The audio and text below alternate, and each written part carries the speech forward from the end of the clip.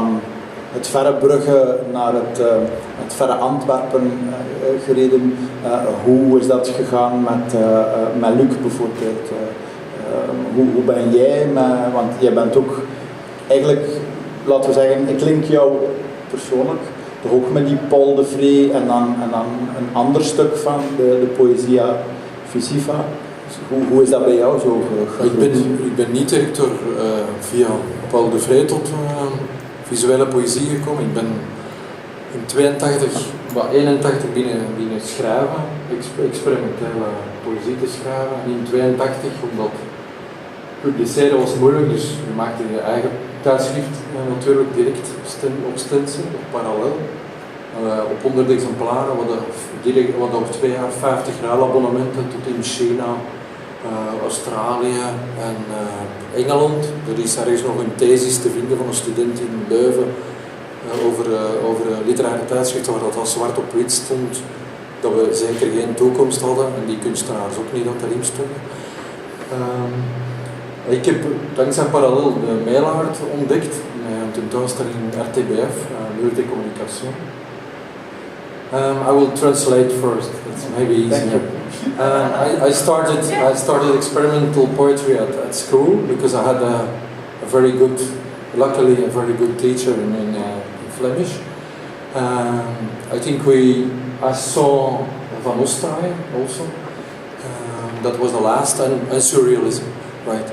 And he asked us to write our thoughts, so I started to write experimental poetry.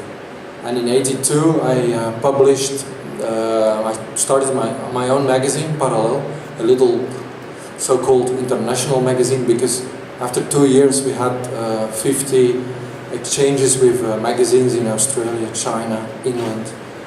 Because one of my friends was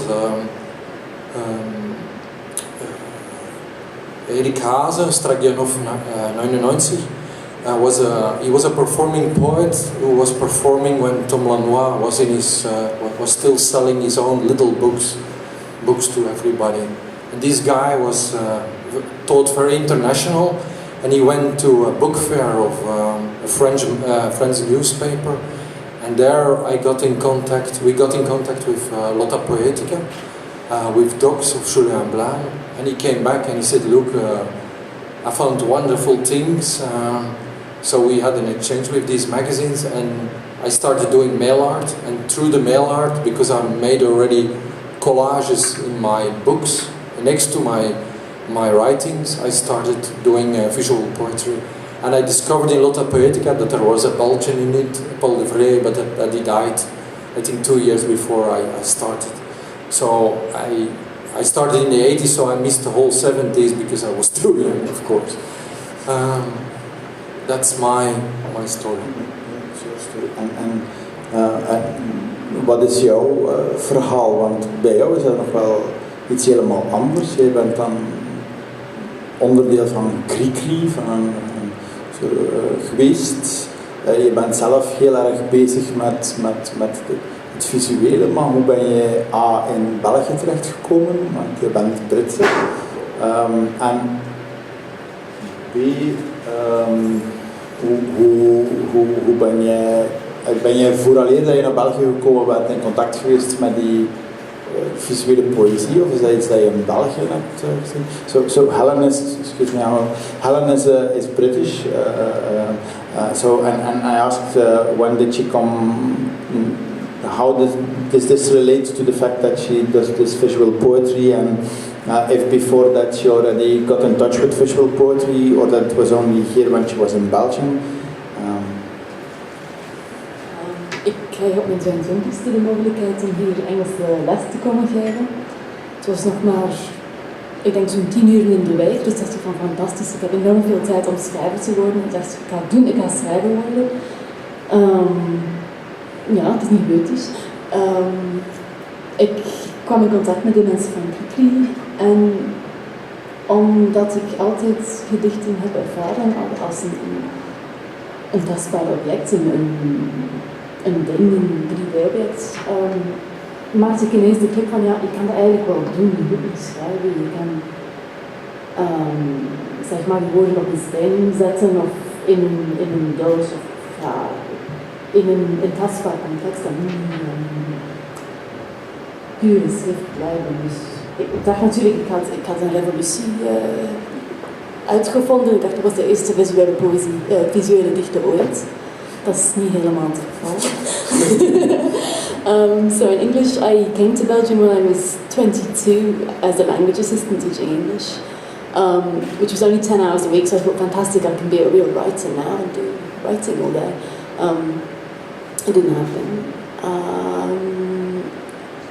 I became a visual poet, I think because I always experienced poems as tangible 3D objects that you can hold or feel, or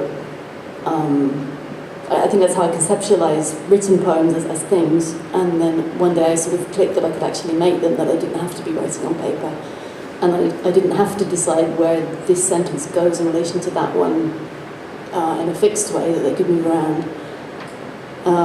And I thought I'd invented visual poetry, which I didn't.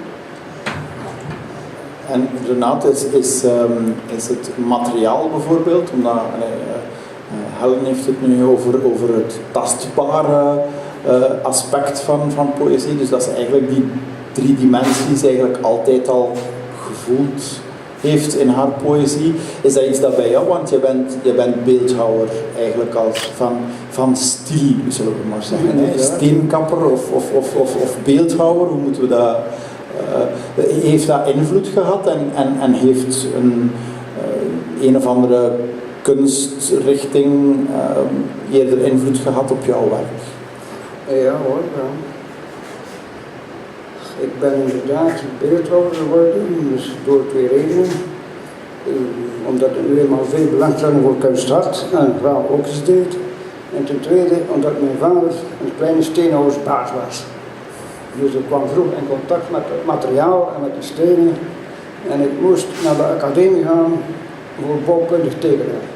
Dus ik ben wel naar de academie geweest, maar niet voor meisjes te tekenen, alleen maar voor rechte lijntjes te trekken en mooie cirkels. En dat doe ik dus nog altijd. En dat heeft dus inderdaad ook invloed gehad op mijn poëzie. Want mijn poëzie is dus een concrete poëzie die in hoofdzaak bestaat uit rechte lijnen. En mooie schreefloze letters, vooral schreefloze letters, die van de krullen allemaal.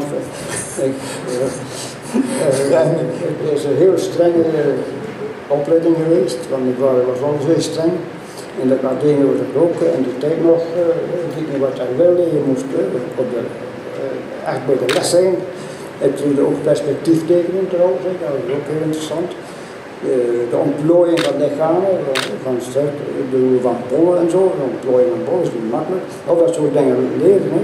En dat heeft ook inderdaad veel invloed gehad op mijn werk. En ik hou ook nog altijd vooral van dit soort werk, met alle respect voor hetgeen al mijn collega's doen.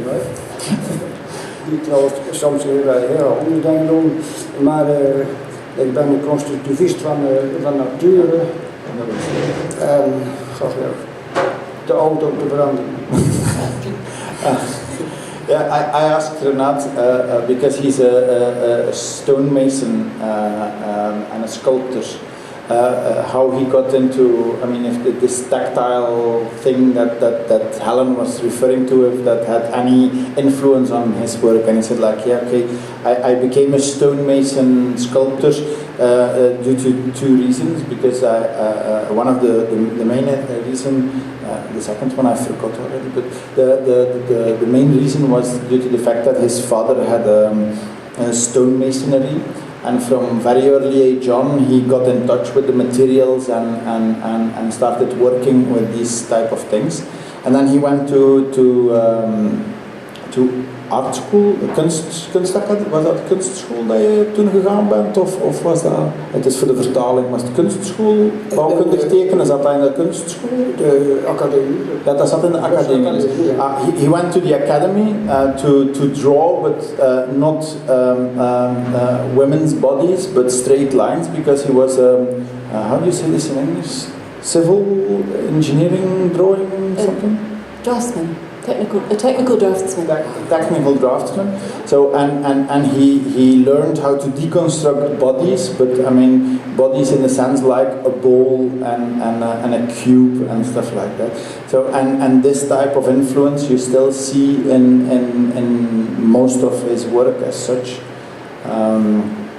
So, and he confesses, if it's a confession, I don't know, that he's a true constructivist due to the fact that he still loves all these sort of straight lines, and that he learned to write sans serif.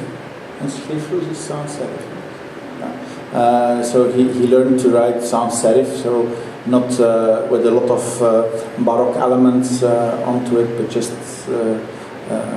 readable. Printing, that's the word. Printing? Yeah. Yeah. Okay, yeah.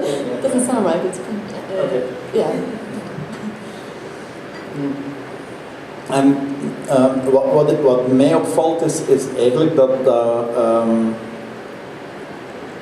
dat vooral jullie, de jongere generatie, excuseer mij Renaat, maar dat vooral de jongere generaties eigenlijk bezig zijn met collage, of een vorm van collage. Want als ik bij Ellen bijvoorbeeld kijk, is dat dikwijls een collage waar je een foto van maakt. Dus dat je steentjes met woorden